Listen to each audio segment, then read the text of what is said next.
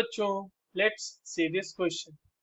0.2 gram of an organic compound containing CH&O यानी carbon, hydrogen and oxygen on combustion gave 0.147 gram CO2 and 0.12 gram water.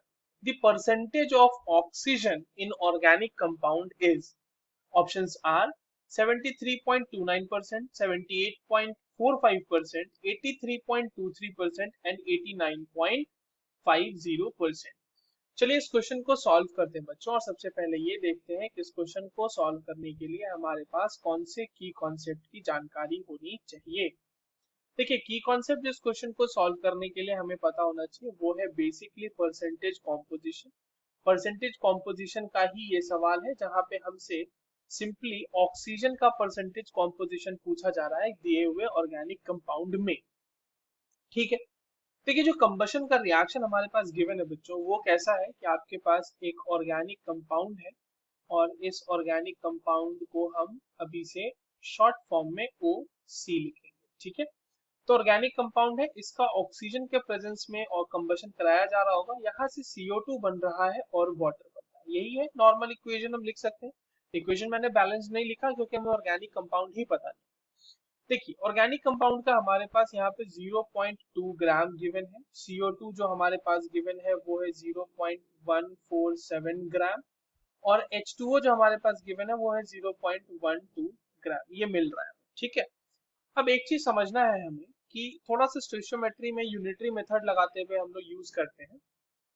देखिए, अगर CO2 की बात करें तो हमारे पास अगर मान लीजिए 44 ग्राम ऑफ CO2 लेते हैं, ठीक है, 44 ग्राम ऑफ CO2 अगर लिया जाए तो इसमें इसका मतलब है कि 12 ग्राम जो है वो कार्बन है। ये तो हम स्टोइचियोमेट्री से जानते हैं बिल्कुल अच्छे से। ठीक है, क्योंकि 12 gram is the atomic mass of carbon और CO2 is the molecular mass of carbon dioxide.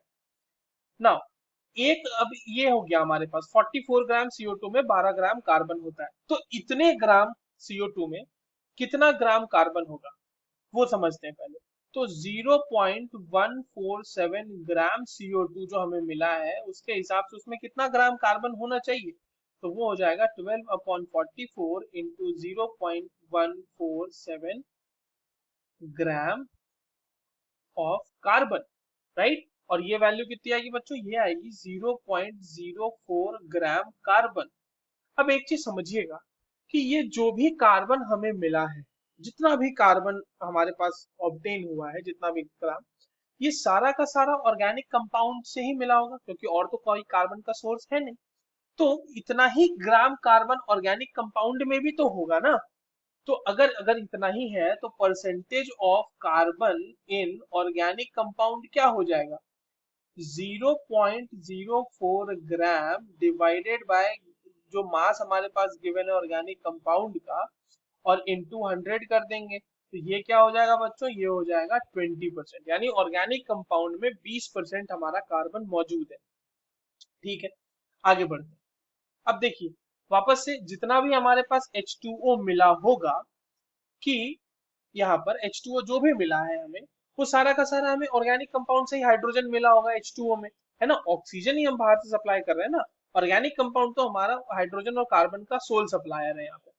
अब आइए, तो अगर हम H2O की बात करें तो हमारे पास यदि 18 ग्राम H2O हम लेते हैं, 18 ग्राम H2O को अगर हम लोग लेते हैं तो उसमें कितना ग्राम हाइड्रोजन होगा, उसमें होगा 2 ग्राम हाइड्रोजन, यानी अगर ये है तो 0.12 ग्राम जितना हमें वाटर मिल रहा है उसमें कितना हाइड्रोजन मिला होगा, वो मिला होगा 2/18 इंटू 0.12 ग्राम हाइड्रोजन।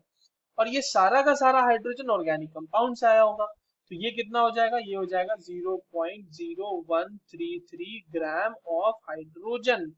अब अगर ये परसेंटेज ऑफ हाइड्रोजन की बात करें हम, percentage of hydrogen in organic compound, तो क्या हो जाएगा वो 0.0133 divided by 0.2 mass of organic compound into 100, ये आ जाएगा 6.66 परसेंटेज। अब देखिए, कार्बन और हाइड्रोजन का हमें क्यों परसेंटेज निकालना पड़ा, क्योंकि कार्बन और हाइड्रोजन के अलावा उसमें ऑक्सीजन है। ऑर्गेनिक कंपाउंड में। तो हमारे पास अगर हमें ऑक्सीजन का निकालना है परसेंटेज, तो वो कैसे निकालेंगे?